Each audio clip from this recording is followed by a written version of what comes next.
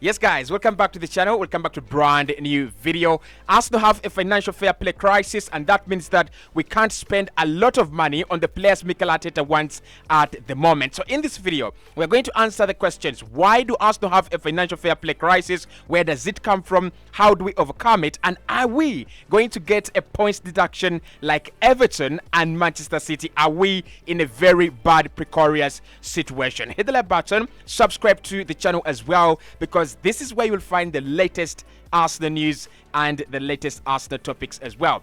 Right, so the biggest problem Arsenal have right at the moment is that we have spent a lot of money than we have actually made. Now, according to the Premier League, a team in the Premier League, any club under the FA, can actually spend about 105 million in losses. That is around 35 million per season, as long as you don't exceed 3 campaigns. So that means that you can make losses up to 105 million across 3 campaigns, across 3 seasons. Now, the scare with Arsenal is that we have reached that mark. We have reached that that limit of 105 losses, in the last 3 campaigns. So Arsenal don't want to spend any more money. We don't want to spend a lot of money, because it means that the more we spend at the moment, the more we are likely to breach the FFP rules, and the more we are likely to end up like Manchester City being investigated, Chelsea living in fear, or even Everton getting a 10-point deduction from the Premier League. So where does it come from? Where do Arsenal get this problem? We are one of those clubs that really do very well in terms of financial stability. Arsenal have not spent a lot of money during the Arsene Wenger era, so that is not where the problem is. Where does it actually come from? Well, I'm happy to inform you that ever since Big Mikel Arteta came into the side in 2019, Arsenal have spent a total of 688 million euros, very close to 700 million euros. And during that time, 2020, 2021, 2022, and 2023, Arsenal participated in around 8 transfer windows, and we have not actually made a lot of money or significant income in terms of sales. So we have been going to the window to buy players, but we didn't have any kind of quality or any kind of players to sell there. If you will remember, the last 4 years, Arsenal has been either terminating player contracts or letting players go on a free, or at least losing, just getting a few pennies from some players and making just losses. So that means that over the last 4 years, Arsenal have actually been reinvesting outside what we are making, and it doesn't really look good. So Mikel Arteta is to blame, not really to blame, but of course he is one of the reasons as to why we are in this situation. No manager at Arsenal, including Arsene Wenger, the orchestrator, the guy that built Arsenal the way we know it, has spent money like Mikel Arteta. He's buying players up and down 100 million, 30 million, 50 million, 75 million, and that some of those signings are actually really doing very well. So you can say there is real value for money. So when you look at the Arsenal squad right now, we are being valued at around $1 billion. That is almost the same as Manchester City, and that is almost the same as Real Madrid. So there is real value, right? As opposed to Unai Emery and Arsene Wenger, where Arsenal's value was actually not there. Right now, the value is there. We have a lot of valuable players. You look at Saka, worth 300 million. You look at Martinelli, probably worth 80 million. Odegaard, 100 million. Declan Rice, 120 or 120 million. So the value is there. And that means that Mikel has done a good job in terms of putting the funds to use in a very, very good way. But that doesn't actually mean that we are escaping FFP. The rules are, say it very clearly. You've got to make a certain amount of money, and you've got to spend less than that amount of money. So if Arsenal have been making $1 billion, Arsenal have to spend less than $1 billion, and that is not what we have done. So Mikel and his transfer strategies, reason number 1 why we are in this situation, and also I'm gonna say this, it could be the easy reason for Arsenal to get out of this mess, because if Mikel decides to sell around 4 players in the summer, we might raise around about 200 or 150 million, and Arsenal will be good again to go. So why do we really have this problem apart from buying players? Yes, we've spent a lot of money on players, we've spent a lot of money on signings, but what else is the other reason? And that should be terminating huge contracts at the club. So when Mikel Arteta comes in, one of the things he does is he sweeps ruthlessly most of the players that he didn't want. And actually, most of the players that were not the standards of Mikel Arteta were not the standards of any other club. So the likes of Sid Kolasinac, the likes of Pierre-Emerick Aubameyang, the likes of Mesut Ozil, we didn't get a single penny. Nicolas Pepe included on the list, by the way. Arsenal didn't get a single penny from the sales of those players. And to make matters worse, we actually terminated their deals and compensated some of them as they were leaving. So this is how it works. If you terminate a player's contract, if you wish to no longer work with the player, you actually pay the rest of the wages left on the player's contract, and then the player can leave. That is what Arsenal actually did. That was not actually healthy, and it left us in a very, very bad, situation. Made a couple of losses and mega losses as well. Because you look at Aubameyang, he had just signed a new deal. He became indisciplined, and then, all of a sudden, he's going, crazy. That was a lot of money lost on that deal. Now you had, Mesut Ozil as well. A lot of money again. He had to go.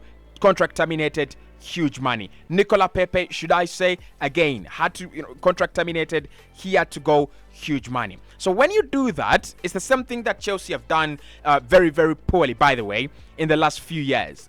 When you just lose players that you're buying in for a lot of money, Nicolas Pepe, 72 million. That is actually very, very bad. Mesut Ozil, very big money and very big wages. Aubameyang comes in at around 60 million, and his new deal was around 300k per week. Again, huge wages.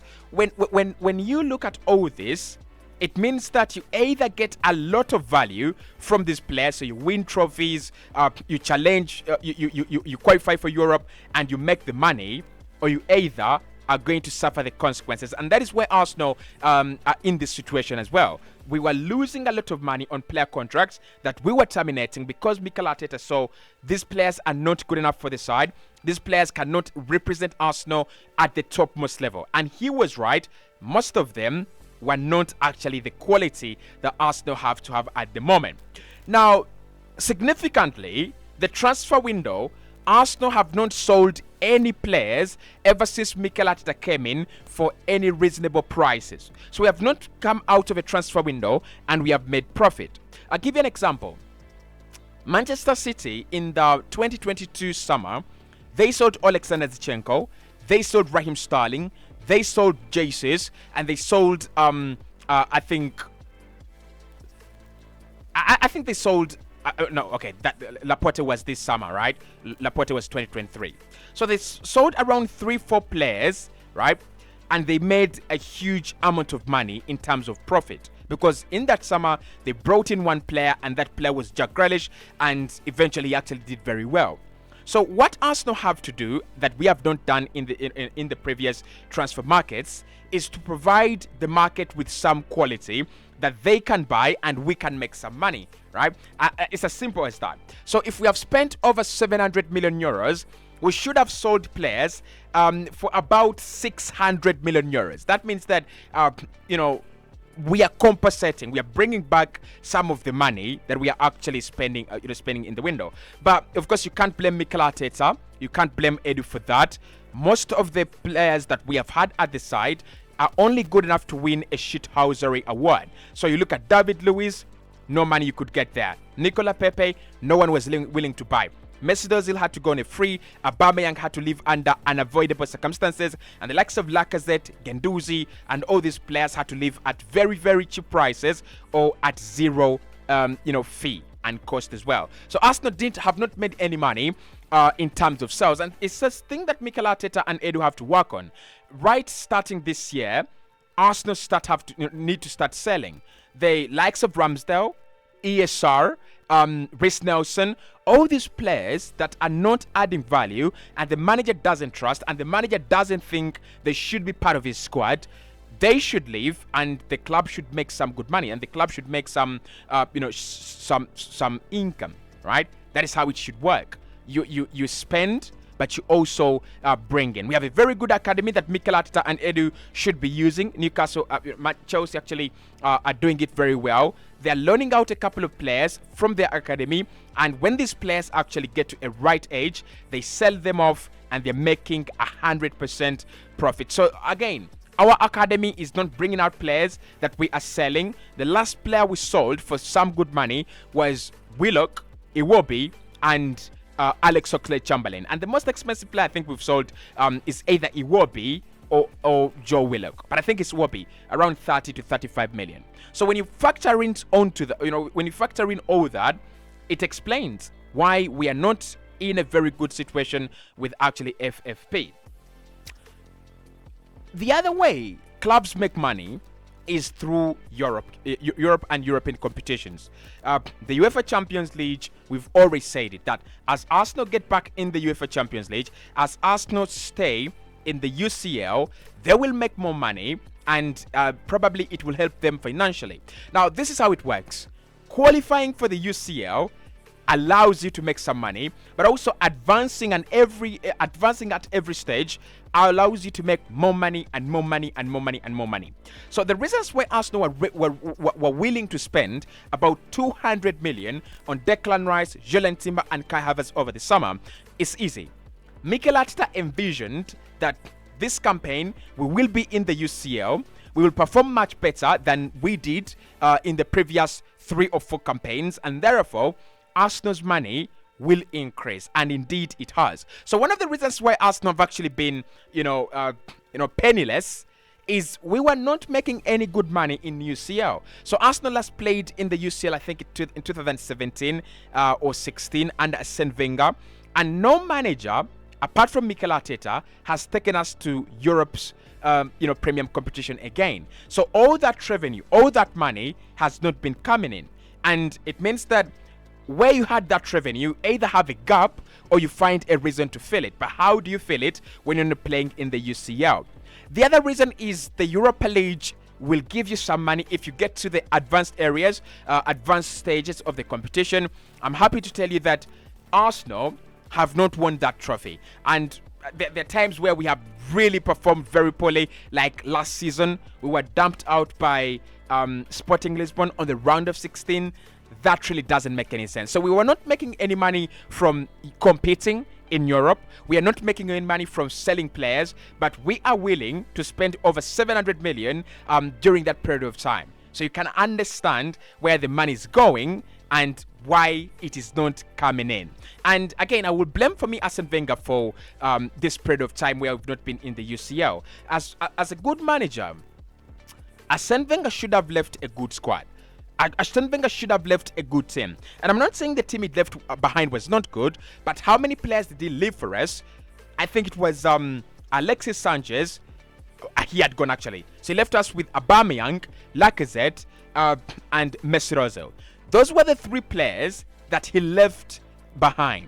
He should have left us with a young squad. He should have left us with a quality squad, so that any manager who comes in has somewhere to begin, somewhere to start from. Probably sell some of these players and bring in the ones you want, but he's left behind players like Elneny, Kolasinac, and all those players we are not going to talk about. So it meant that a new manager had to come in, make losses on the players he doesn't want because they were simply not good enough, and then bring in players that he wants, which would be meaning that he makes losses as he sells, and he also makes losses as he buys players that he actually wants. So Arsene Wenger, on that note, you've got to take the blame, mate. You've got to take it.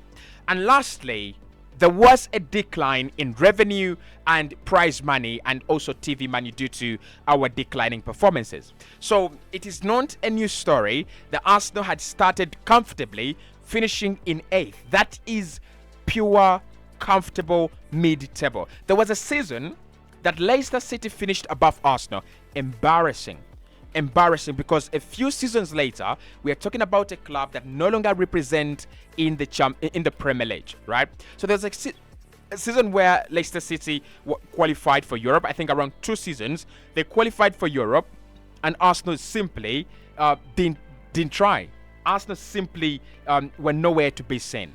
So that actually led to a decline in our revenue. The TV want to pay for premium football, and that's why the likes of Liverpool, Manchester City are now making a lot of money, huge chunks of money out of TV deals, brand deals, and all this. When your brand is on decline, you're actually going to be making losses as compared to when your team is stable or on the rise. I mean, Man United will tell you that at the moment, but Arsenal as well, we are a very, very good example of that. So because the revenue was declining,